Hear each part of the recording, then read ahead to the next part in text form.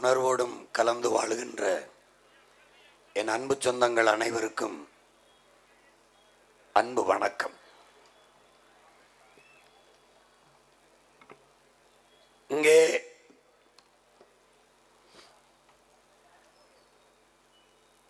உங்கள் மகன் இந்த மண்ணிலே பிறந்து வளர்ந்த நான் ஒரு எளிய மகன். பன்னெடுங்காலமாக நம் இனம் தூக்கி சுமந்து வந்த ஒரு பெருங்கனவை நமது முன்னவர்கள் சுமந்தார்கள். நம் முன்னே சிலையாக நிற்கிற நம்முடைய தாத்தன் தெய்வ திருமகன் முத்துராமலிங்க தேவர் உட்பட பல்வேறு பெருந்தலைவர்கள், செக்கிழுத்த நம்முடைய பாட்டன் வாவு சிதம்பரனார், சிறைப்பட்டு வாடிய நம்முடைய தாத்தன்கள் பெருந்தலைவர் காமராஜர், கக்கன், அயோத்தியாச பண்டிதர் ரெட்டமலை சீனிவாசன், MC ராஜா, சிங்காரவேலர், ஜீவானந்தம், அத்திப்பாக்கம் வெங்கடாசல நாயக்கர், இப்படி எண்ணற்ற பெருமக்கள், அதற்கு முன்னவர்கள் வள்ளுவ பெருமகனார் தொடங்கி முறை செய்து காப்பாற்றும் மன்னவன் மக்களுக்கு இறையென்று வைக்கப்படும் குடிதலி கோலோச்சும் மாநில மன்னன் அடிதொலி நிற்கும் உலகு, இப்படி பகுத்து வகுத்து அறம் சார்ந்த ஆட்சியை எப்படி செய்வதென்று நமக்கு போதித்து சென்றார்கள். அரசியல் பிழைத்தோர்க்கு அறம் கூற்றாகும் என்றான் இளங்கோவடிகள். பகிரொளி ஆற்றுடன் பல்மலை அடுக்கத்து குமரிக்கோடும் கொடுங்கடல் கொண்டு வடதிசை கங்கையும் இமயம் கொண்டு தென் திசையாண்ட தென்னவன் வாழின்னா, இமய வரை பரவி இந்த நிலப்பரப்பு முழுதும் ஆண்ட மன்னவன் மக்கள் நாம். இமயத்தில் கொடியேற்றினான் இமயவரம்பன் நெடுஞ்சேரலாதன் என்றால் ஊரா நாட்டில் கொடியை நட்டிருக்க முடியாது. தெற்காசிய முழுமைக்கும் பறவை வாழ்ந்த ஒரு இனத்தின் கூட்டம், இந்திய நிலப்பரப்பு முழுமைக்கும் பறவை வாழ்ந்த ஒரு இனத்தின் கூட்டம். இந்த நாட்டை இந்துக்கள் நாடு என்று சொல்வதை என்னால் ஏற்க முடியாது. இந்த நிலப்பரப்பு முழுதும் தமிழை தாய்மொழியாக கொண்ட நாகர்கள் தான் பரவி வாழ்ந்தார்கள். என்னுடைய மூதாதைகளின் மொழி கூட தமிழ்தான் என்று அறிவாசான் அண்ணல் அம்பேத்கர் சொல்லுகிறார். அப்படி இமயவரை பரவி வாழ்ந்த ஒரு இனத்தின் மக்கள், மாண்பு கொண்டு உலகத்திற்கு அறிவியல், நாகரிகம், தொழில்நுட்பம், கலை, இலக்கியம், வேளாண்மை எல்லாவற்றையும் கற்றுக் கொடுத்த இனம். வணிகம் செய்யும் போது பாய்மர கப்பலில் கட்டி இருந்த துணியை கிழித்து கோமணம் கட்டிய நாடுகள் உலகில் எத்தனையோ. முத்து பவளத்தை ஏற்றுமை செய்து வாழ்ந்த இனத்தின் மக்கள் இன்னைக்கு என் நிலையில் நின்று கொண்டிருக்கிறதை பாருங்கள். ஒரு சமூகம் மேம்பட உயர்வடைய ஒரு நாட்டில் முதன்மையாக இருக்க வேண்டியது கல்வி. ஒரு நாட்டின் செல்வத்திலேயே ஆகப்பெரிய செல்வம் அறிவு செல்வம் தான். ஒரு நாட்டின் எதிர்காலம் அந்த நாட்டின் வகுப்பறையில் தான் தீர்மானிக்கப்படுது என்கிறார்கள். கல்விதான் ஒரு சமூகத்தை மேம்படுத்தும், நெறிப்படுத்தும், ஒழுங்குபடுத்தும், அதுதான் நாகரிகப்படுத்தும். ஆனால் இன்னைக்கு கல்வி எப்படி இருக்கிறது என்பது பாருங்கள். காசு கொடுத்து பெற வேண்டிய நிலையில் வரவர்கள் என்ன சொல்கிறார்கள்? மாணவர்களின் கல்வி கடன் தள்ளுபடி என்கிறார்கள். மாணவர்கள் ஏன் கடன் வாங்கி படிக்க வேண்டும்? கடன் வாங்கி கல்வி கற்கிற நிலைமையில் வைப்பது எப்படி சரியானது? கல்வி மானுட உரிமை, அதை கொடுக்க வேண்டியது அரசின் கடமை. அதை கொடுக்காமல் இருப்பது மாபெரும் கொடுமை. நான் கல்வி கற்பதற்கு கல்விக்கு கடனாக 20 லட்சம் தருவேன், நான் கல்வி கடனை தள்ளுபடி செய்வேன். இது மாதிரி ஒரு கேடுகட்ட அறிவிப்புகள் ஆட்சி. எப்படி? நான் தரமான கல்வியை, சரியான கல்வியை, சமமான கல்வி எல்லாருக்கும் கொடுத்துட்டா எதுக்கு கடன் வருது? எதுக்கு கடன்? கல்வியை கொடுக்க வேண்டியது அரசின் கடன், அப்புறம் எதுக்கு கல்விக்கு கடன் வருது? நாட்டின் குழந்தைகளுக்கு, நாட்டின் குடிகளுக்கு கல்வியை கூட கொடுக்க முடியாத அரசு எதுக்கு இருக்கு? எதுக்கு அரசு? எதுக்கு? இதை ஏன் இந்த கேள்வி யார்கிட்ட எழல? இந்த கல்வி யார்கிட்ட இருக்கு? ஒரு முதலாளிகிட்ட இருக்கு. தனியார் முதலாளி தரமான கல்வியை, தரமான மருத்துவத்தை தந்து விடுவான் என்றால் அரசு தோற்று போகிறதா முதலாளியிடம்? இந்த கேள்வியை உங்களுக்கு எழல? ஏன் எழல? ஒற்றை மனிதனை இத்தனை கோடி மக்களால் நிறுவப்பட்ட அரசு ஒரு முதலாளியை தோற்கடிக்க முடியாதா? அவனை தாண்டி தரமா கொடுத்துட முடியாதா? எப்படி? கேவலம். உங்கள் உடன் பிறந்தவன், இந்த மண்ணில் உன்னோடு உளவியவன், இந்த நீரை எடுத்து இந்த காற்றை சுவாசித்த மகன் உன் மகன். அவனுக்கு ஒரு கனவு இருக்கிறது, கல்வியை எப்படி என் நாட்டு பிள்ளைகளுக்கு, என் எதிர்கால செல்வங்களுக்கு கொடுக்கணும்னு. அதை நான் தாளில் வச்சேன், நீ கவனிக்கலை, காகிதத்தில் தந்தம் படிக்கலை, காட்சியாக எடுத்து எடுத்து என் கனவை உனக்கு கடத்துறேன். சரின்னு பட்டா என் கையை பிடிச்சிக்க, எனக்கு ஓட்டை போட்டு நாட்டை கொடு, இல்லைன்னா எவனுக்கோ கொடுத்து என்னை விட்டுரு.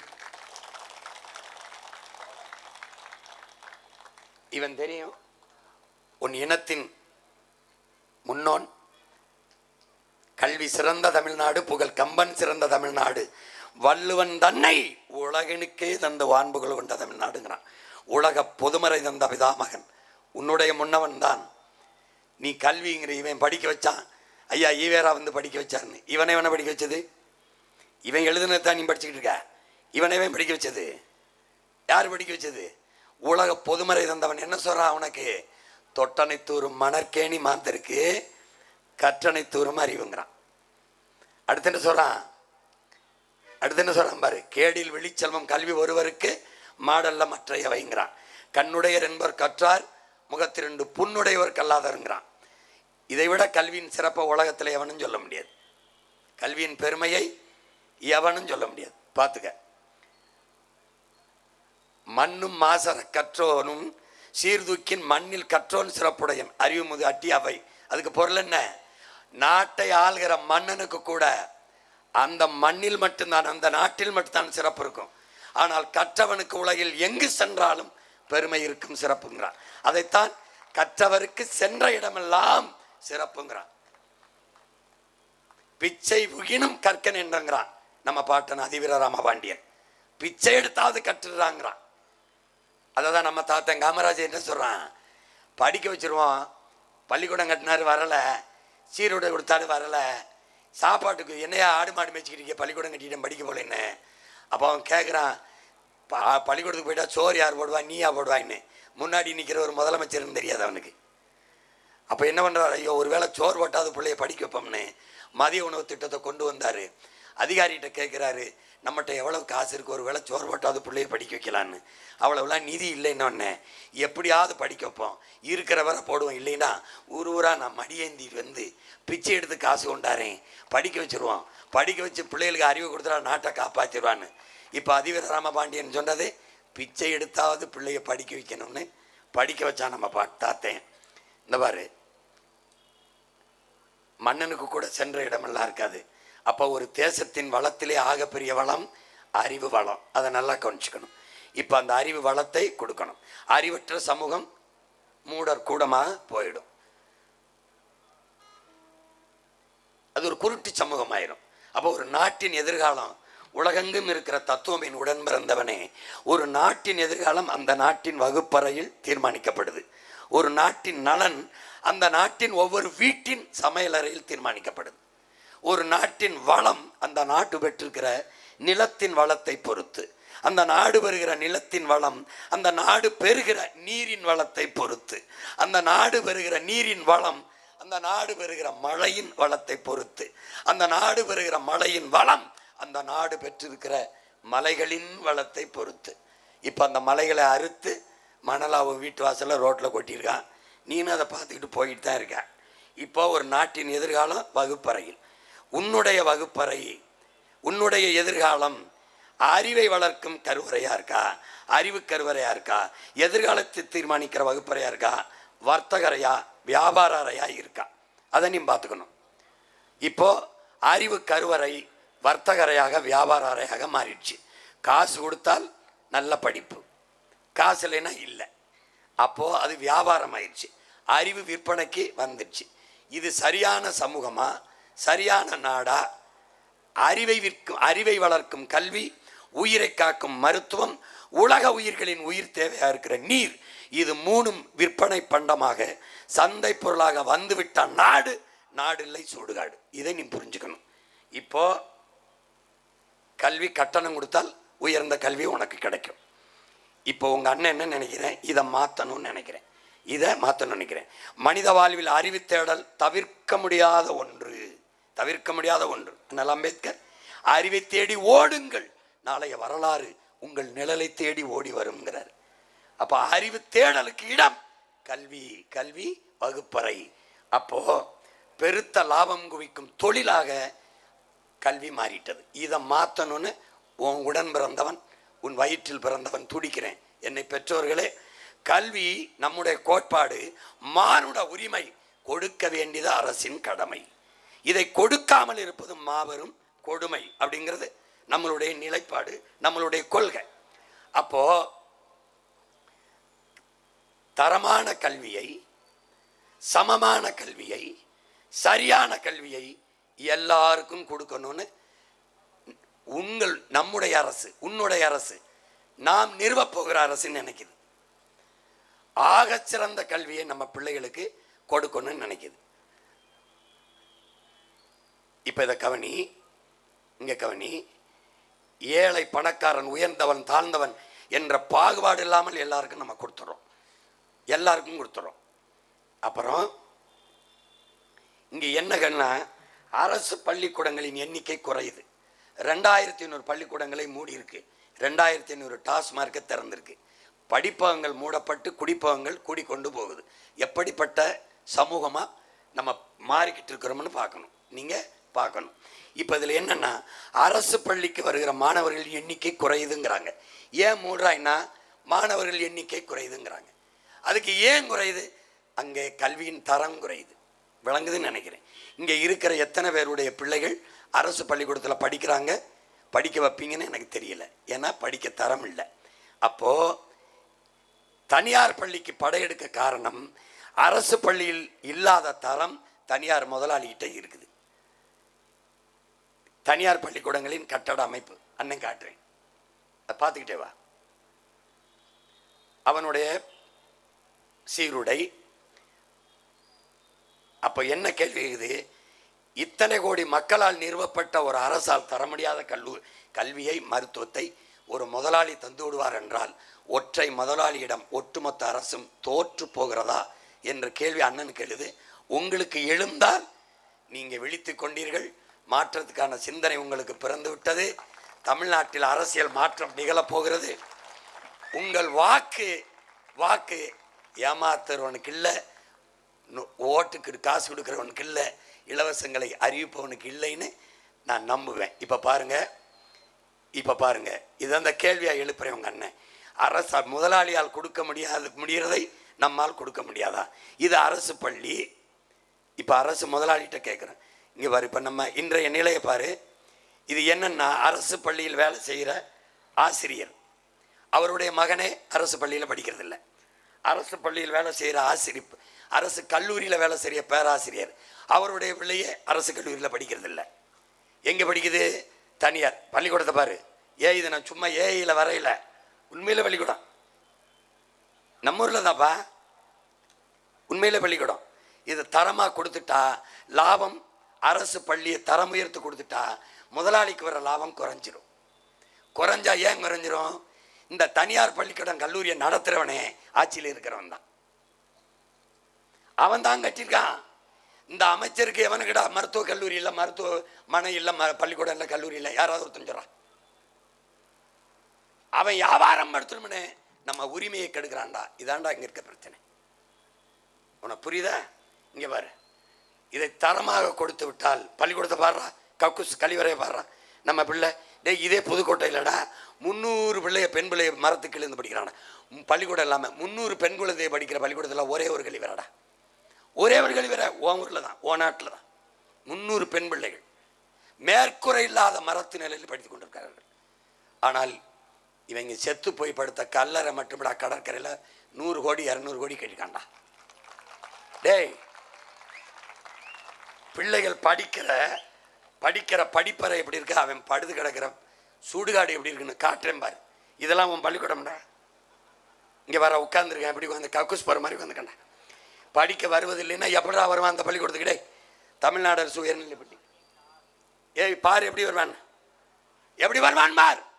உனக்கு கோவம் வந்துட்டுன்னு வச்சுக்க, நீ நல்ல மானத்தாய் தகுப்பேன், மானத்தாய் மாரில் பால் குடிச்சிருக்காயடா. உனக்கு கோவம் வந்துருச்சு. இதை பார்க்கும்போது நீ தன்மானத்தோடு தலை நிமிந்துட்டா. இல்லை, உன்னை எந்த நூற்றாண்டையும் திருத்த முடியாது. என் தாத்தா மாதிரி 100 தாத்தா வந்தாலும் உன்னை காப்பாற்ற முடியாது. இங்கே பாரு, படிக்க யாரும் வரதில்லைன்னா எங்கடா வருவான்? இங்கே வர நம்ம பள்ளிக்கூடத்தையும் பாடுறா, அவன் கல்லறையும் பாடுறான். அரசு பள்ளி வகுப்பறை, அரசியல்வாதி கல்லறை.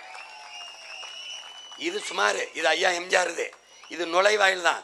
உள்ள போனின்னு வச்சுக்க 5 ஸ்டார் ஹோட்டல் கட்டிருக்காப்ல. டேய் இதாண்டா ஐயாவோடது. ஐயாவோட தானே தலைவர், தன்மான தலைவர் ஐயாவோடதுடா. உள்ள போனீங்கன்னா ஏசி போட்டு வச்சிருக்கான். ஏசி புதகுலிக்கு ஏசி போட்டவங்கள உலகத்துலன்னு பார்க்க முடியாதுடா, பார்க்க முடியாது பாரு. டேய் பள்ளிக்கூடத்தின் மேற்கூரைய பாருடா. டேய் உட்கார்ந்துருக்க பிள்ளை மண்டையில் வந்து செத்து போனான்டா, அவன் கல்லறையை பாடுறா. இப்போ என்ன, இதை இது மாதிரி கட்டிட்டு அதை இது மாதிரி ஆக்கணும்டா. அதுக்கு என்ன பண்ணும்? ஒரே ஒரு ஓட்டு போடுறா, அவங்க அண்ணனுக்கு போடுறான். போடுறா ஒரே ஒரு ஓட்டை போடுறா ஒரு ஓட்டை போடுறா. டேய் உன் கூட பிறந்தவன் உன்னை கைவிடுவானாடா, உன்னை ஏமாத்துவானாடா? உன் வயிற்றுல பிறந்தவனா ஏமாத்துறவனா இருந்தா நான் ஏன்டா இப்படி வந்து கத்திக்கிட்டு படம் போட்டு உன்னை காட்டட்டும்? எனக்கு தான் 2000 கோடி தரேன்றானடா, துணை முதல்வர் தரேன்றானடா. நான் செத்ததுக்கு அப்புறம் நீயே ஆட்சி எடுத்துக்கின்றான்டா. நான் போயிருக்க மாட்டேனா? டேய் நீ நினச்சி பாடுறா. இந்த நிற்கிறாருலடா, சுதந்திர போராட்டத்துக்கு 9 வருஷம் சிறையில் இருந்தாரா. 9 வருஷம் நாட்டு விடுதலைக்கு ஜெயிலில் இருந்தாரா, செத்து சிலையானிக்கு முதல் ஜெயில் இருக்காண்டா. இது மாதிரி இந்த இனத்துக்கு ஒரு மானக்கெடு இருக்கானடா. கருணாநிதி சிலை இப்படி ஜெயிலில் இருக்காடா. ஏய் இவே ராமசாமி சிலை இப்படி ஜெயிலில் இருக்காடா. எம்ஜிஆர் ஜெயலலிதா சிலை இப்படி இருக்காடா. ஏன்டா நம்ம தாத்தன் சிலை ஜெயிலில் இருக்கு? ஏண்டா என்னைக்குடா நீங்கள் திருந்த போறிய? என்னைக்கு? கத்தி சாக உனக்கு நான் இருக்கேன். என்னை விட்டின்னு வச்சுக்க, நாதியத்து போயிடுவேன். பாரு இன்னும் பாரு, கொடுமையை பாரு. இங்கே பாருடா, பள்ளிக்கூடம் எப்படி இருந்தது? இது கொஞ்சம் பின்னாடி போடா, ஒரு ஷாட்டு காட்டா போடா. இங்கே பாரா, டேய் வகுப்பறை இருக்கு போடா, அவன் கல்லறை எப்படா இருக்கு பாரா. இந்த சமாதிக்கு ஒரு சமாதி கட்டாமல் நம்ம போகப்படாதா? போவே விடாது. வீடை இந்த ஒரு அந்த வீடை இடிச்சு விட்டான். இந்த கண்டந்தேவியில் அங்கே வீடை ஆக்கிரமிச்சு விட்டான். வீட்டை இடிக்கிறான், கோயிலை இடிக்கிறான், மசூதி பள்ளிவாசல் இடிக்கிறான். இந்த கடற்கரையை ஆக்கிரமிச்சு கட்டியிருக்கானடா. 2 ஏக்கரில் 8 ஏக்கரை. இந்த கடற்கரை ஆக்கிரமிப்பா இல்லையா சொல்லு? ஆக்கிரமிப்பா இல்லையா? அதை இடிக்கிறான்ல. இப்போ இதை யாரா இடிக்கிறது? யார் இடிப்பா? நீ இடிப்ப. எப்ப? சீமானாகிய நான் அப்படின்னு அங்க பேசுவோம் பாரு. அண்ணன் பதவியா இருக்க வருவில்ல, விழாவுக்கு வருவில்ல, அப்பவே மண்வெட்டி கடப்பாறை கோடாரி எல்லாம் கொண்டு வந்து பேர் தெரியணும்டா. இங்கே வர்றான். அப்ப கல்வி அமைப்பு, இந்த கல்வி அமைப்பு மக்களாட்சிக்கு எதிரானதா இருக்கு. கல்வி அமைப்பு மக்களாட்சி நெறிகளுக்கு எதிரானது. நீ பாரு, ஏய் நான் போட்டு காட்டுறான் பாரு. திரும்படா மரத்து நிழல்ல உட்காந்துருக்கு பாரு. நம்ம பிள்ளை பொம்பளை பிள்ளை பாடுறா, எப்படி தரையில் உட்காந்து படிச்சுக்கிட்டு இருக்கு. தனியார் பள்ளிகளுக்கு இழைக்கப்பட்ட துரோகத்தை பாரு. கட்டுக்கட்டா காசை வாங்கிட்டு அரசு பள்ளி. இது என்ன தெரியுமா? நம்ம பிள்ளைகளுக்கு நாம் செய்கிற பச்சை துரோகம்டா. பச்சை துரோகம். துரோகம் செய்கிற அரசுக்கு நீ ஓட்டு போடுறடா, அதான்டா உலக பெருந்துரோகம்டா. நீ பாரு, கல்விக்கு வரி கட்டிடுற, ஆனால் காசு கொடுத்தா தான் நல்ல கல்வி கிடைக்கும்னு நிலைமை இருக்கு. பார்த்துக்க, இங்கே போகிற கூட்டம் உன் மகன் ஆட்சியில் இங்கே வந்துடுது, திரும்பிடுது. எப்படி தரத்தை உயர்த்திறேன், எப்படி முதலாளிகளுக்கு எனக்கும் போட்டி நடக்குது. இந்த கருணாநிதி மகன் ஆட்சி, இந்த இவங்க ஆட்சி கிடையாது, பிரபாகர மகன் ஆட்சி. எப்படி நடக்குது? போட்டி நடக்குது. தன்னலம் துளியும் இல்லாமல் என் மக்களின் நலன், ஒரு முதலாளியா என் மக்களின் அரசா மோதுவோம். தரம் இவங்க நடத்துகிற தரம் இல்லை, உலகத்தரம். காட்டுறேன் பாரு எப்படி உலகத்தரம்னு. இங்கே பாரு, தரத்தை உயர்த்துறேன், கட்டட அமைப்பை மாற்றுறேன். எப்படி கட்டுறேன் பாரு, பள்ளிக்கூடத்தை காட்டுறேன் பாரு. ஒன்று தான் பாரு. கல்வி எப்படி என் பிள்ளைகளுக்கு கொடுப்பேன்? சுமை அல்ல, சுகம். பள்ளிக்கூடத்துக்கு போக மாட்டேன்னு என் பிள்ளை சொல்லாது. ஏன் ஐயா பள்ளிக்கூடத்துக்கு விடுமுறை விட்டாருன்னு கேட்கும். சொர்க்கமாக வச்சுருப்பேன். எப்படி இவங்கள மாதிரி உப்புமா கிண்டி போடான மாட்டேன். என் பள்ளிக்கூடத்தை பாரு, மறுபடியும் நீ படிக்க போகலாம்னு தோணும். இந்த பாரு காட்டுறேன் பாரு. பாரா ஒரு தடவை பாரா. சரியான சமமான தரமான கல்வியை ஓ நாட்டு அரசு கொடுத்துருது, தமிழ்நாடு அரசு கொடுக்குது. சட்டம் போடுறேன் வந்தவொடனே உன் மகன் உன் கூட பிறந்தேன் சட்டசபையிலிருந்து முதல் சட்டம், பெற்றுக் கொடுங்கள் பிள்ளைகளை, கற்றுக் கொடுக்கிறோம் நாங்கள். பிள்ளைகள் உங்கள் வீட்டின் செல்வங்கள் அல்ல, இந்த நாட்டின் செல்வங்கள். சட்டம்டா. முதல் கையெழுத்துறா.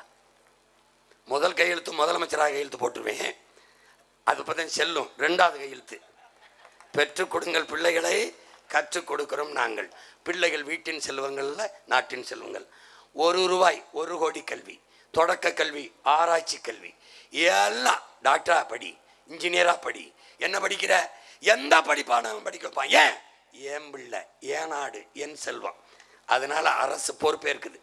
நீ பெற்று பள்ளிக்கூடத்தில் சேர்த்து விட்டு அதோட அவன் வேலை முடிஞ்சிருச்சு, வேலை முடிஞ்சிருச்சு. பெற்றுக் கொடுங்கள் நாங்கள், பிள்ளைகளை நீங்கள் கற்றுக் கொடுக்கிறோம் நாங்கள். தரத்தை உயர்த்திடுறேன்.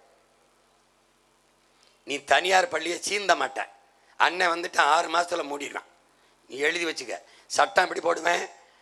அமைச்சரா, முதலமைச்சரா, அவர் பேரனா, பேத்தியா, அல்லது மகனா, மகளா, பாராளுமன்ற உறுப்பினரா, சட்டமன்ற உறுப்பினரா, மாமன்ற உறுப்பினரா, ஐஏஎஸ்ஸா, ஐபிஎஸ்ஸா, எவர் மகன் மகளாக இருந்தாலும் அரசு பள்ளி கல்லூரியில் தான் படிக்கணும். சட்டம் போட்டுருவேன்.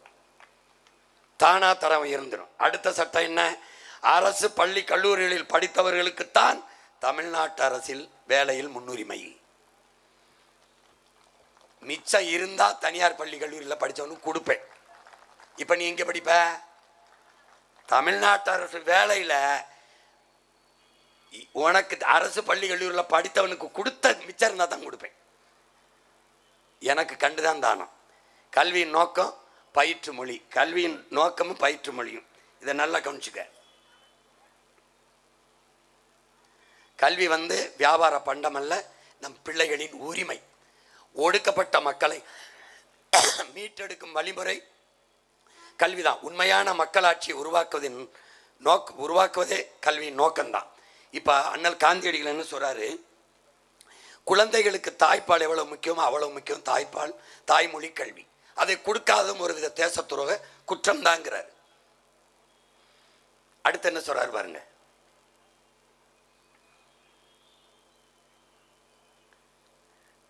அயல் நாட்டு மொழியை பயிற்சி மொழியாக நம் இளைஞர்கள் மீது, நம் பிள்ளைகளின் மீது பயிற்று மொழியாக திணிப்பது நம்மையே அழிக்க வல்லது. அது மிகப்பெரிய கொடுமை என்பதை வருங்கால வரலாறு சொல்லுங்கிறார். இப்போ அதுதான் நம்ம பிள்ளைகளுக்கு எந்த மொழியில் படித்து எதில் எழுதுவதுன்னு தெரியல. ஒரே ஒரு கேள்வி தான் உங்கள் அண்ணன் கேட்பேன். அடுத்தவன் மொழி உனக்கு எப்படி அறிவாகும்? எப்படி அறிவாகும்? இங்கே பாரு,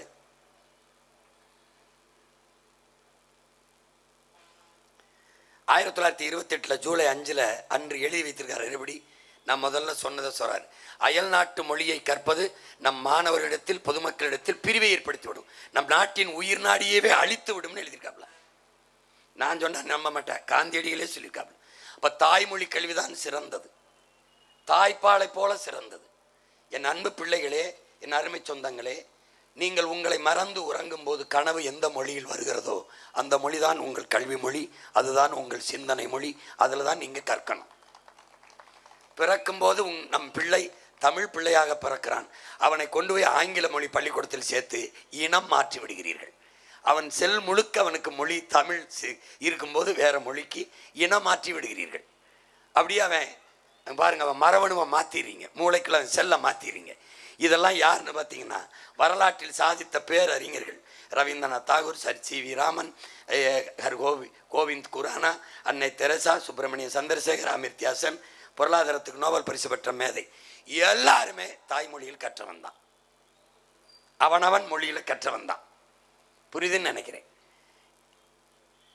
வரலாற்றில் சாதித்த எல்லாரும், ஆல்வா எடிசன் வரைக்கும் அவன் தாய்மொழி தான், நம்ம ஐயா வரைக்கும் தாய்மொழி தான். இதில் ஒன்று நீ தெரிஞ்சுக்கணும், தாய்மொழியில் கற்றவன் படைக்கிறான், தாய்மொழியில் கல்லாதவன் பயன்படுத்துகிறான். மேட் இன் இந்தியா இல்லை, மேக் இன் இந்தியா. ஆனால் made in Singapore, made in Japan, made in Russia, made in America, made in German, made in France, எல்லாம் மேட் இன் ஓ நாடு மேக்கின். ஏன்னா நீ தாய்மொழியில் கற்கலை. பிரச்சனை புரியுதா? பிரச்சனை புரியுதா? பாரு, அணு விஞ்ஞானி நம்முடைய ஐயா தமிழ் மொழியில் கற்றவர்.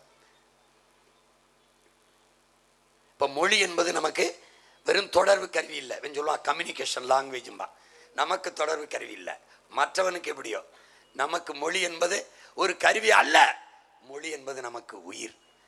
நமக்கு தமிழ் பேச்சு மொழி அல்ல, மூச்சு மொழி. மூச்சு மொழி. புரியுதுன்னு நினைக்கிறேன். மூச்சு மொழி. எப்படி? எங்கள் வாழ்வும் எங்கள் வளமும் மங்காத தமிழ் என்று சங்கே முழங்கு. அப்படி பாடி வந்த நமது தாத்தன், வெங்கொடுமை சாக்காட்டில் விளையாடும் தோள் எங்கள் வெற்றி தோள்கள், கங்கையை போல் காவிரி போல் கருத்துக்கள் ஊறும் உள்ளம் எங்கள் உள்ளம், வெங்குருதி தனில் கமழ்ந்து வீரம் செய்கின்ற தமிழ் எங்கள் மூச்சாங்கிறான். தமிழ் என் மூச்சுங்கிறான். தமிழுக்கு அமுதென்று பேர், அந்த தமிழ் இன்ப தமிழ் எங்கள் உயிருக்கு நேருங்கிறான். புரியுதா? கனியிட ஏறிய சாரும் முற்றல் கலையிட ஏறிய கனியிட ஏறிய சுளையும் முற்றல் கலையிட ஏறிய சாரும், பனிமலர் ஏறிய தேனும் காய்ச்சி பாயிட ஏறிய சுவையும், நனிபசு புளியும் பாலும் தென்னை நலிய குளிரில நீரும் இனியன என்பேன், எனினும் தமிழை என் உயிர் என்பேன் கண்டீங்கிறான். இது எல்லாம் இனிதுதான், ஆனால் தமிழ் என் உயிர். அதை நீ கவனிச்சுக்கங்கிறான். தமிழ் உனக்கு மொழி அல்ல, தமிழ் உனக்கு சோறும் வேலையும் அல்ல. தமிழ் படித்தா வேலை கிடைக்குமா? தமிழ் படித்தா சோறு கிடைக்குமா? டேய், நாயெல்லாம் இங்கிலீஷ் படிச்சாட சாப்பிடுது, பன்னியெல்லாம் இங்கிலீஷ் படிச்சாட சாப்பிடுது. அது சோறும் வேலையும் இல்லைடா. தமிழ் நம்ம உயிரடா, முகமடா, முகவரியடா, அடையாளமடா, அறிவுடா, கலையடா, இலக்கியமடா, பண்பாடுடா, வழிபாடுடா, வரலாறடா. தமிழ் தானடா எல்லாம். அது தெரியாம தமிழ் ஒரு மற்றவனுக்கு மொழி, மற்றவர்களுக்கு நமக்கு மொழி. தமிழ் உயிர். ஏன்? எல்லா மொழிகளும் மனிதனால் பேசப்பட்டது. உன் மொழி தமிழ் இறைவனால் பேசப்பட்டது. இறைவனால். நக்கீரனின் தமிழள்ளி தமிழோடு விளையாட வந்த சிவனின் மொழி. அவையின் தமிழள்ளி பழகிய நம் முப்பாட்டன் முருக பெருந்தகையின் மொழி. அவன் பேசிய மொழியடா. அவ்வையே உன் தமிழள்ளி பருகவே நான் வந்தேன். எங்கே என்னை 1 2 என்று வரிசைப்படுத்தி பாடு என்று பாடி பாடி பருகியவன் அவன் மொழியடா. மணி நெற்றி உமிழ்ச்சங்கன் தளல் உரை சுடர் கடவுள் தந்த தமிழ்ங்கிறான். இறையனாரே சிவனே தந்த மொழியடா தமிழ்ங்கிறான். மற்றவன் நான் உருவாக்குனதா, உன் மொழி இயற்கையின் மொழியடா, இறைவனின் மொழியடா. பாரடா.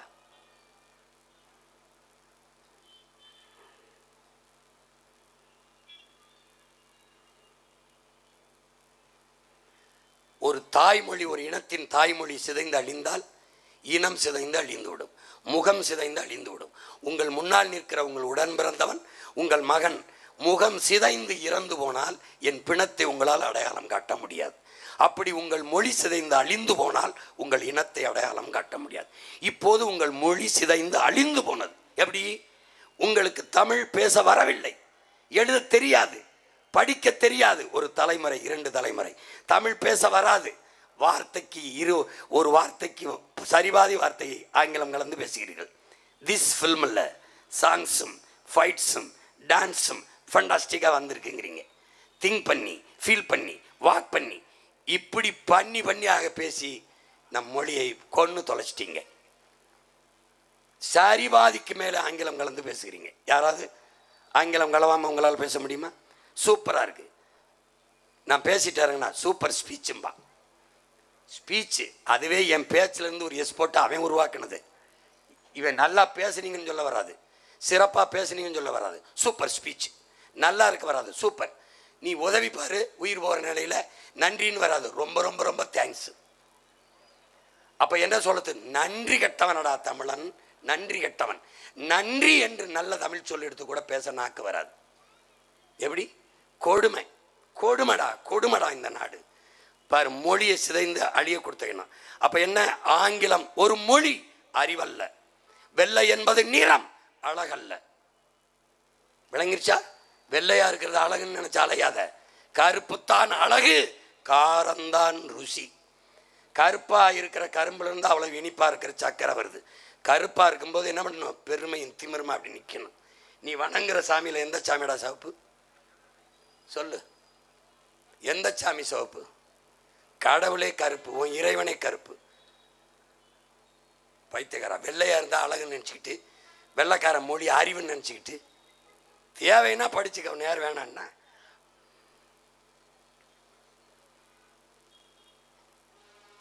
இங்க பாரு, உன் தாய் அழகானவள்னு சொல்லு, வெள்ளையா இருக்கிறவ. என் தாய் அசிங்கமானவன்னு சொல்லாத. உன் மொழி உயர்ந்தது என்று சொல்லு, உனக்கு உரிமை இருக்கு, தகுதி இருக்கு. என் மொழி தாழ்ந்தது என்று சொல்ல உலகத்தில் எவனுக்கும் உரிமையும் இல்லை, அருகதையும் இல்லை, தகுதியும் இல்லை. ஏன்னா உங்கள் மொழிகளின் தாய் என் மொழி. ஆங்கிலத்துக்கு 500க்கும் மேற்பட்ட சொற்கள் நம்ம கொடுத்தது. ஸ்பீச்சு எஸ் போட்டு ஸ்பீச்சு, பஞ்சு ஒரு எஸ் போட்டு ஸ்பாஞ்சு, தாக்கு ஒரு ஏ போட்டு அட்டாக்கு, கொள்ளு ஒரு ஏ போட்டு கில்லு, காசு ஒரு கேஸு. அவனுக்கு புரியுதா? என்னுடைய கலாச்சாரம் அவனுடைய கல்ச்சர், நான் விவசாயம் அக்ரி கல்ச்சர் என்கிட்ட இருந்து எடுத்ததான். என்னுடைய நாவாய் அவனுடைய நேவி, என்னுடைய கட்டுமரம் அவனுடைய கட்டுமரான், எல்லாம் என்கிட்ட இருந்து எடுத்துகிட்டு போனது. உடன் எஸ் போட்டு சடன், நான் கொடுத்த சொல்லு அவ்வளவு. நீ அவன்கிட்ட இருந்து அவன் மொழி எடுத்து என் மொழியில் கடந்து கொள்ற தமிழை பாரு. இதுதான் அண்ணன் உனக்கு சொன்னேன். நீ கண்ணை மூடி தூங்கும்போது கனவு எந்த மொழின்னு வருதுன்னு வச்சுக்க, ஒன்று வர இங்கிலீஷ் வந்துருச்சுன்னா நீ இனம் மாறிட்ட, உன் ரத்தம் சோரம் போயிடுச்சு, நீ வெளியேறிக்கிற வேண்டியதான். பாரு, ஐயா மயில்சாமி அண்ணாதுரை, நம்ம ஐயா அப்துல் கலாம், அடுத்து பாரு ஐயா சிவம், ஐயா வீரமுத்துவேல், எல்லாரும் தாய்மொழியில் கட்டுறவங்க தான். என்ன குறைஞ்சி போச்சு உனக்கு தெரியுமா? ஐயா எழுத்தாளர் சுஜாதா, புகழ்பெற்ற எழுத்தாளர் படிச்சிருப்பேன். தமிழில் படிக்கிறதுக்கும் வெளிநாட்டில் போய் வேலை பார்க்குறதுக்கும் குழப்பிக்காதீங்க. ஐயா அப்துல் கலாமுக்கு தமிழ் தவிர வேற மொழி தெரியாதுன்னா உலக நாடுகள் அவரோட பேச தமிழ் கற்றுக்கொண்டு வரும்னு. அதான் உண்மை. கற்றுக்கொண்டு வந்தார்கள். இங்கே மதம் பரப்ப வந்த கால்டுவெல் போப்பும் ஜி போப்பும் ஜோசப் பெஸ்கியும் தமிழ் கற்றுக்கொண்டார்கள். தமிழ் மதம் பரப்ப வந்த ஜோசப் பெஸ்கி, ஜெர்மனிலிருந்து வந்த ஜோசப் பெஸ்கி, தமிழ் மேலே இருந்த பற்றின் காரணமாக ஆழ்ந்து படித்து அந்த ஆழ்கடல் தமிழுக்குள்ளே மூழ்கினால தன் பேரை வீரமா முனிவர் என்று மாற்றிக்கொண்டு தமிழிலே தேம்பாவணிங்கிற ஒரு நூலை எழுதி தந்தான் என்றால் ஒரு ஜெர்மானியன். அவன் உன்னோட தேவைன்னா தமிழ் மக்களோட பேச தமிழ் தேவைன்னு கற்றுக்கிட்டான், ஆழ்ந்து கற்றான். ஏன் முடியாது? ஏன் முடியாது? திருவாசகத்தை மொழிபெயர்த்தான் ஜி போப்பு, ஒரு வெள்ளைக்காரன். உன் மகன் இருக்கேன், கனடாவில் கைது பண்ணான், அமெரிக்காவில் கைது பண்ணான். என்னை பார்த்த உடனே ஒரு மொழிபெயர்ப்பாளர் கூட்டி வந்தான்டா. ஏன் ஏன் அவன் என்கிட்ட இங்கிலீஷில் பேசலை? ஏன் பேசலை? தெரியும் அவனுக்கு, என்னை விசாரிச்சிருக்கான், வந்து உட்கார வச்சுட்டான். தேவைப்பட்டா வருவான். நீ ஏன் அவன் மொழியை கற்றுக்கணும்? அது அறிவு அலைகிற மொழியை 6 மாதத்தில் படிச்சுக்க முடியும். படிச்சுக்கோ. எப்போ? தன் தாய்மொழியின் நல்ல புலமை பெற்ற எவனும் அடுத்தவன் மொழியை மிக எளிதாக கற்கலாம். இதுதான் அறிவியல் உண்மை, இதுதான் வரலாற்று உண்மை. இங்கே வாருவெல்லாம் தாய்மொழியில் கற்றவன் தான். என்ன குறைஞ்சு போயிட்டான் அறிவில்? இப்போ டாக்டருக்கு எப்படிங்க தமிழில் படிப்பிய?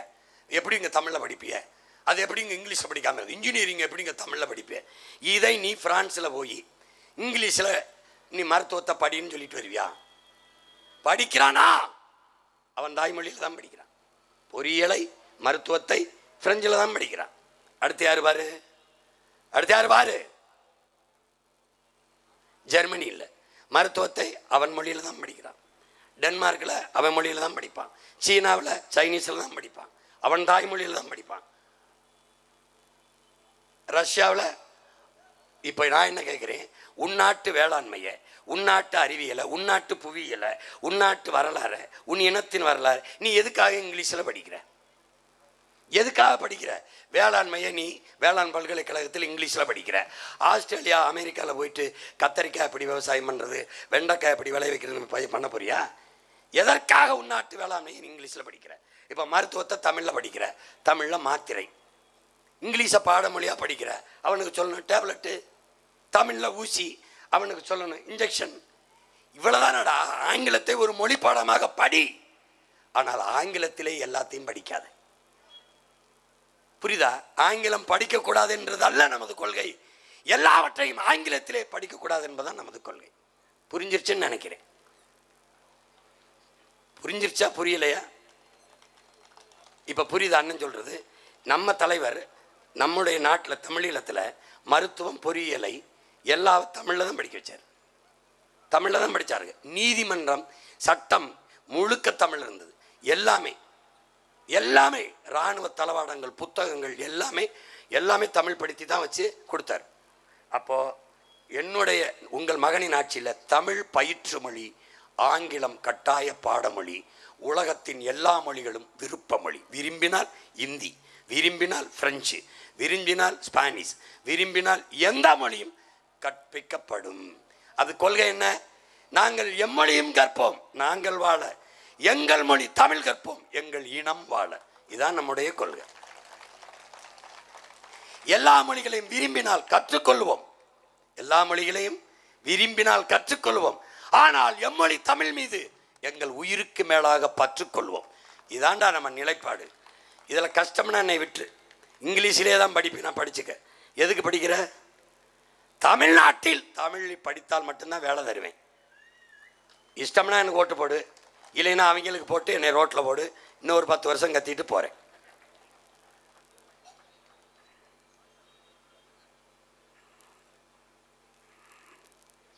பார்த்துக்க, இந்த நாடுகள் எல்லாம் அவனவன் தாய்மொழியில் தான் படிக்குது.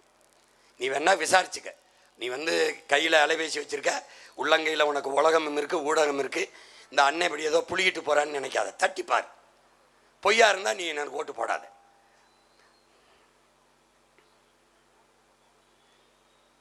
அதை முதல்ல சொல்லிட்டேன். இது நம்ம பாவேந்தன் தாத்தன் பாண்டதையும் சொல்லிட்டேன்னா தமிழை என் உயிர் என்பேன்ட்டான். பார்த்துக்க.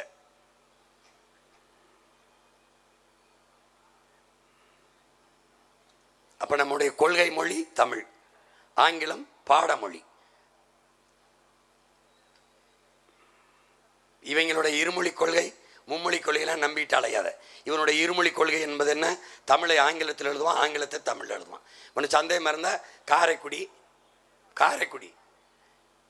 கம்பன் பிறந்த மண், கவி அரசு பிறந்த மண்.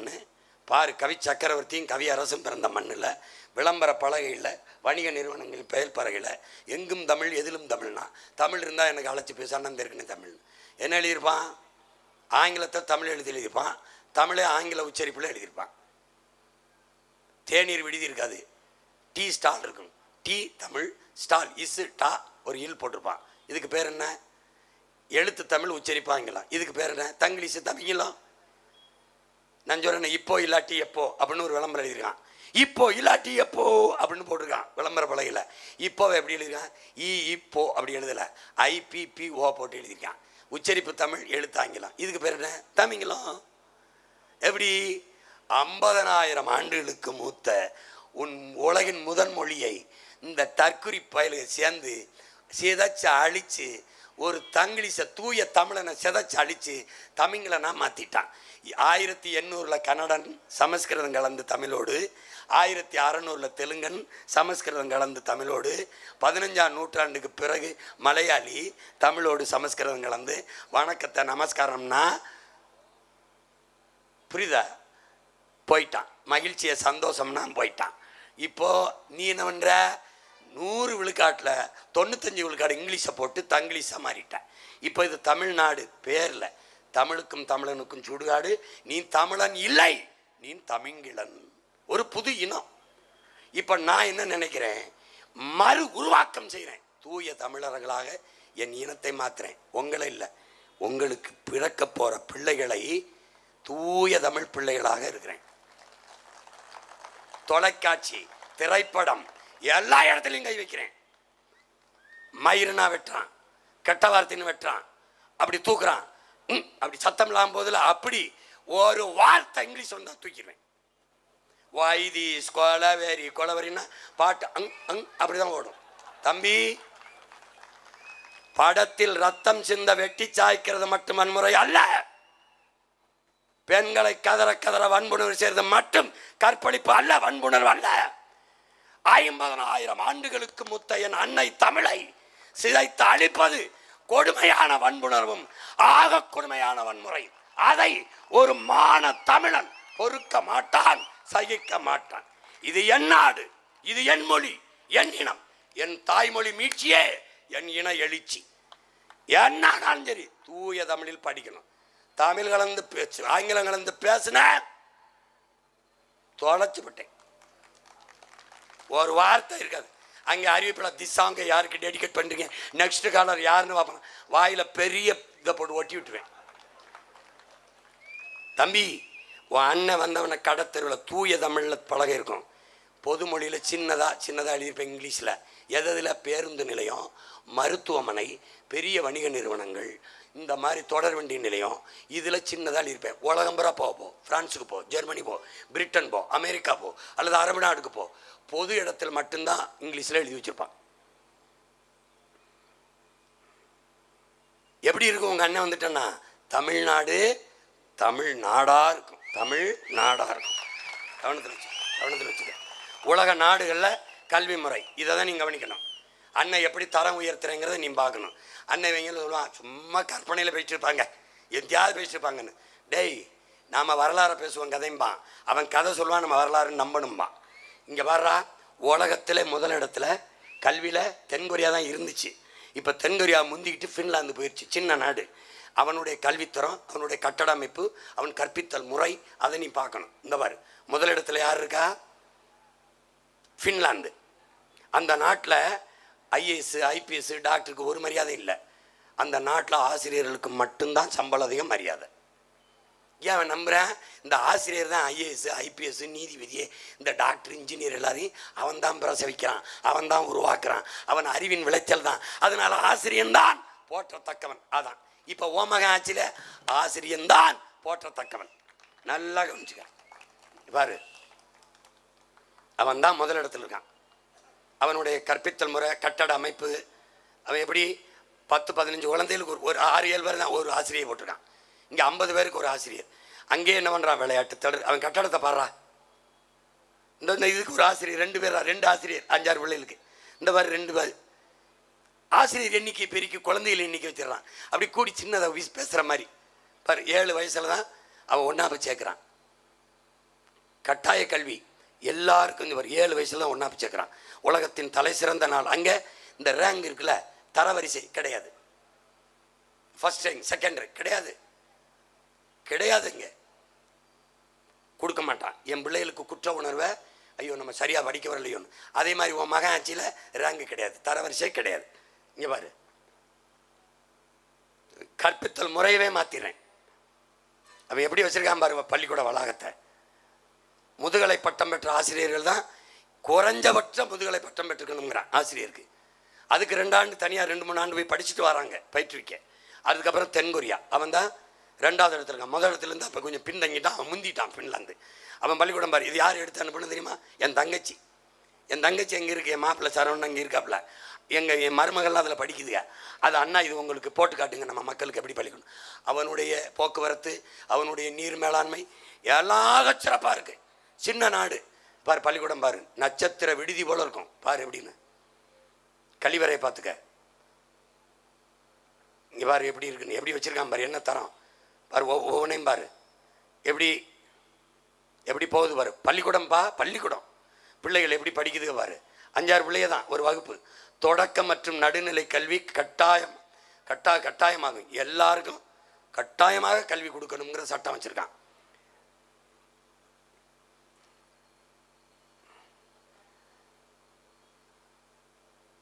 அவன் என்ன பண்ணுறான்? எல்லாத்தையுமே பயிற்சியாக கொண்டு போகிறான். பாடமாகவே புத்தகத்தில் இல்லை. இங்கே பாரு, சிங்கப்பூர். நீ என்ன நினைக்கிற? நம்ம சிவகங்கலவு தான் சிங்கப்பூருக்கு முதல்ல சொல்லிட்டேன்.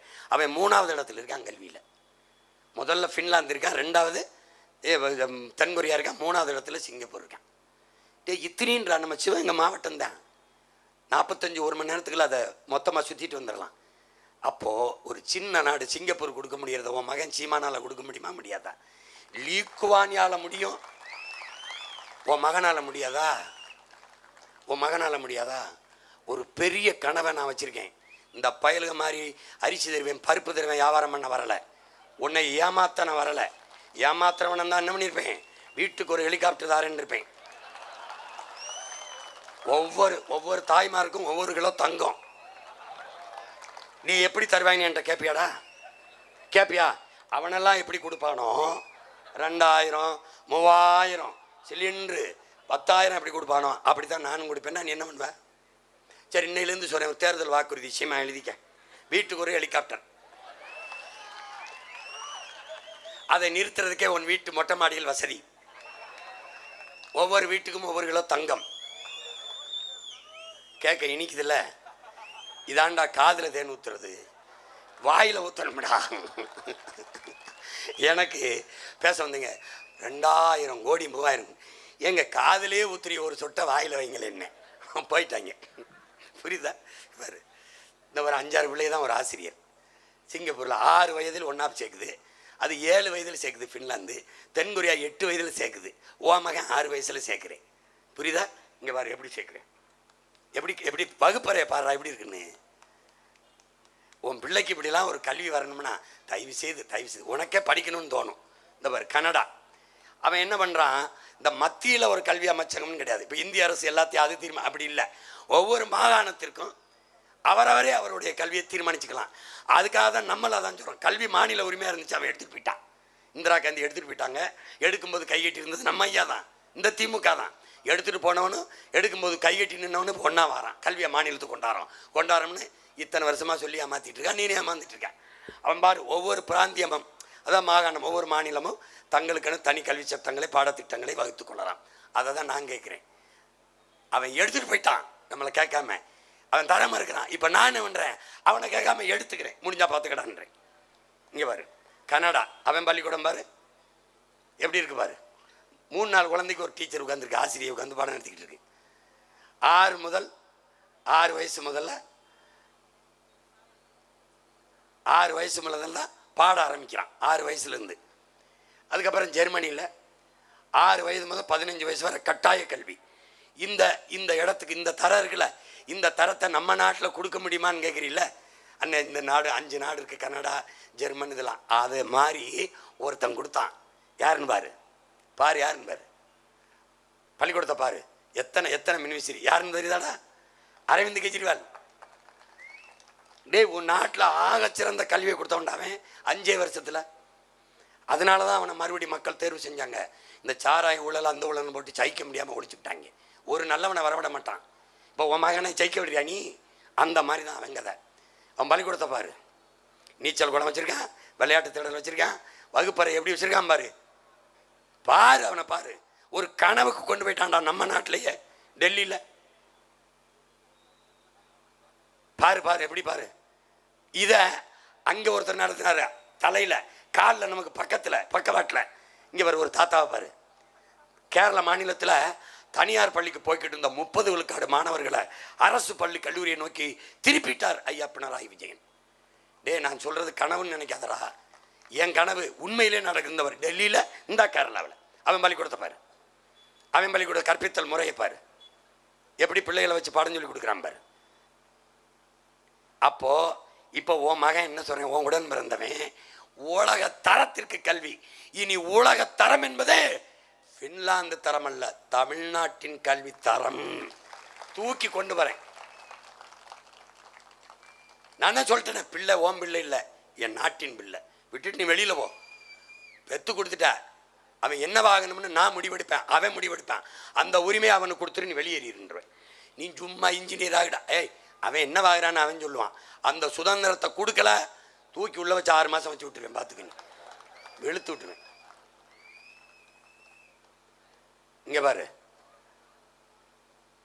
இப்போ உன் பிள்ளை அதிகாரத்துக்கு வந்தவொடனே எல்கேஜி யூகேஜியை கிழிச்சு தூர போட்டுறேன். போட்டு என்ன பண்ணுறேன், அரும்பு மொட்டு மலர்னு 3 வகுப்பாக பிரிச்சுக்கிட்டு என்ன பண்ணிடுறோம், அறிவு சுடர். என் பிள்ளைகளுக்கு அரும்பு மொட்டு மலர் 3 வகுப்பு. அரும்பு 3 வயசில் சேர்க்குறேன். பிறந்த உடனே போய் இந்த எல்கேஜிக்கு சீட் வாங்கிட்டு இருக்காத, 3 வயசில் சேர்க்குறேன். எதில், அரும்பில். அங்கே பள்ளிக்கூடத்தை பிள்ளைய படிக்காது, பாடம் கிடையாது. 1 மணி நேரம் தான் வகுப்பு. என் பிள்ளைகளுக்கு ஒரு விளையாட்டு மாதிரி பள்ளிக்கூடத்துக்கு போக நிறைய நண்பர்களை பார்க்க, பாட ஆட சொல்லிக் கொடுப்பாங்க.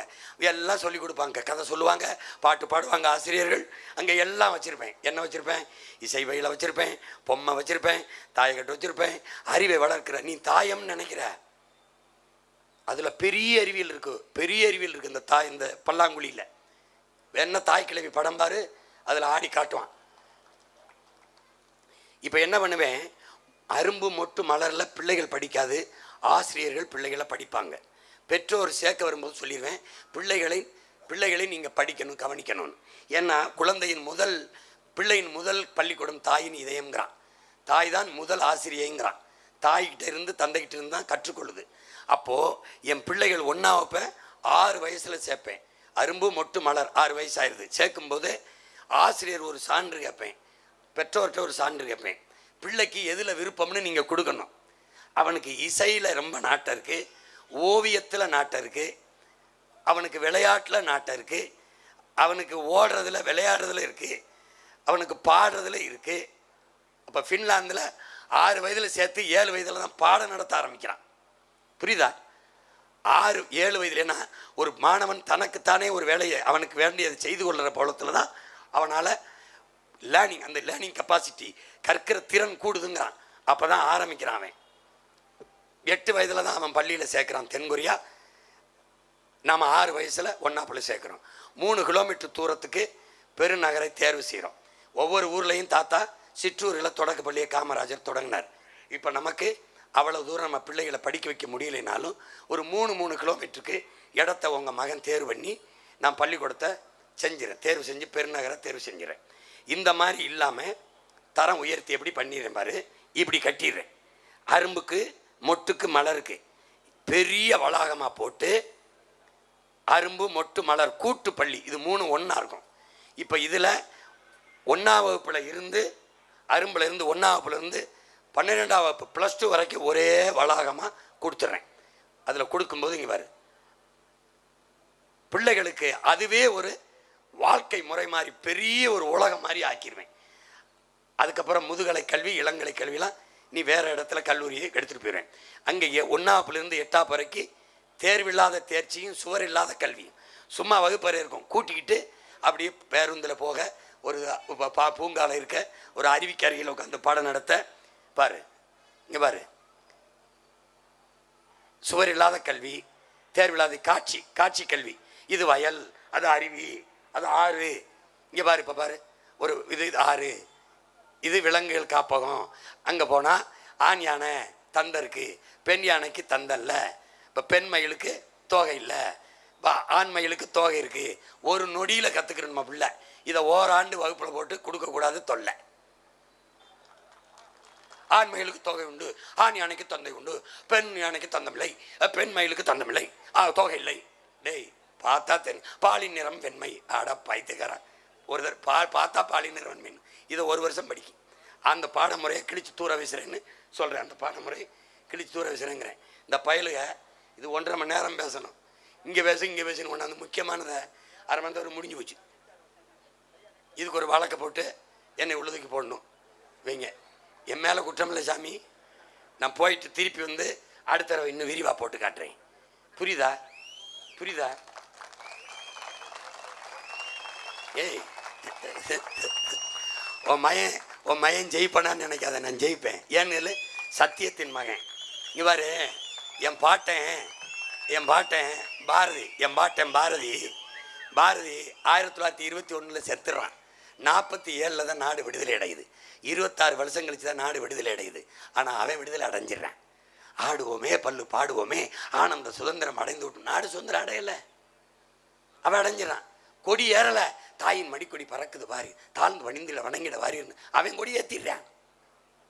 ஏன்? கனவு, அவன் கனவு. அவன் சொன்னதெல்லாம் நடந்துச்சு. மாநிலங்கள் பிரிக்கலை. வந்தே மாதிரம் என்போம், எங்கள் மாநில தாயை வணங்குதும் என்பான். மாநிலம் பிரிப்பான்னு தெரியாது, பிரிச்சுட்டான். தமிழ்நாடு பேர் வைப்பான்னு தெரியாது, வச்சிட்டான். கல்வி சிறந்த தமிழ்நாடு, புகழ் கம்பன் பிறந்த தமிழ்நாடு, வள்ளுவன் தன்னை உலகினுக்கு எதந்து வான்புகள் கொண்ட தமிழ்நாடு, நெஞ்ச எல்லும் சிலப்பதிகாரம் எனும் மணி ஆரம் படைத்த தமிழ்நாடு. பாடி தீர்த்துட்டான், வச்சிட்டான், நடந்துருச்சு. அவன் தான் என்ன சொல்றான்? தர்மமே வெல்லுமெனும் சான்றோர் சொல் பொய்யாமோ, கர்ம விளைவுகள் யாம் கண்டதெல்லாம் போதாதவங்கிறான். தர்மம் வெல்லுமிடாங்கிறான். அப்படின்னா நான் வெல்லுவேன். ஏன்னா அவன் சொன்னதெல்லாம் நடந்திருக்கு. இது நடக்கும். அங்கே நிக்கிறத பார், என் தாத்தன் தெய்வ திருமகன் நிக்கிறத பார். நீ நம்பினாயா?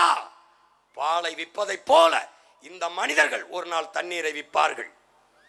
புறாக்கள் கூடு கட்டி வாழ்வது போல இந்த மனிதர்கள் வீடு கட்டி வாழ்வார்கள். பிளாட்ஸ், அடுக்ககம் வருமுன்னார் வந்துருச்சு. விளை நிலங்களை எல்லாம் இந்த மக்கள் வீட்டு மனைகளாக கூறு போட்டு விற்பார்கள் சொன்னார். அன்னைக்கு நடக்கல, நடக்குது. அவன் சொன்னதெல்லாம் நடந்துருச்சு.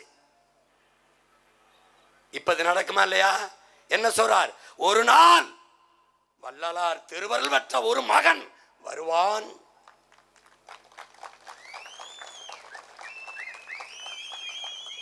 அவன் ஆளும்போது என் அன்னை தமிழ் அரியணை ஏறும்.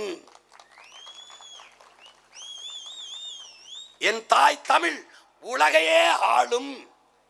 அதற்கு யாருக்கு? அவனுக்கு. அதற்கு உலகம்மை என் மீனாட்சி அருள் புரிவான். திருஞான குழந்தை அவன் தமிழ் பேசிய அகத்தியனின் தமிழ் அவனுக்கு துணை நிற்கும். யாருக்கு? இவனுக்கு தான். என் தாத்தன் சொன்னதெல்லாம் நடந்திருக்கு, இது நடக்கும். அவர் சொல்றாரு, திருவள்ளுவற்ற ஒரு மகன் வருவான், அவன் ஆட்சியில் அன்னை தமிழ் அரியணை ஏறும். ஏறணும்னா நீ எனக்கு போடு. நான் முருகன் என்ன சொல்றேன், முருகா உன் தமிழ் வாழணும்னா உன் பேரன் ஆளணும். நீ வேரோடு வா, நான் தமிழோடு வாரேன், விளையாடுவோம்டா தமிழகத்தின் தெருக்களின் சொன்னது காரணத்தான். நான் வெல்லுவேன், நீ போடு, போடாம போ. ஒரு நாள் நீ என்னைய தேடுவ. உனக்கு தண்ணி இருக்காது, காத்து இருக்காது, சோறு இருக்காது, ஒன்று இருக்காது, படித்தா வேலை இருக்காதுன்னு என்னைய விட்டால் உனக்கு வேற வழி இல்லை. இவன் எவனாவது பேசுறத கவனி. சாராய கடையை மூடுவேன்னு சொல்ல மாட்டான், உனக்கு நல்ல கல்வி தரேன்னு சொல்ல மாட்டான், வேலை தரேன்னு சொல்ல மாட்டான், வேலைக்கேற்ற சம்பளம் தரேன்னு சொல்ல மாட்டான், அதை கொண்டு வாழ்கிற பெருமை மிக்க வாழ்வு தரேன்னு சொல்ல மாட்டான். உனக்கு வேலை இல்லையா, 4000 தாரே, படிக்கவா கடன் தாரே. டேய் யாரா நீங்கெல்லாம்? எங்கிருந்தா கிளம்பி வாரிய? 20 லட்சம் கல்விக்கு கடன்.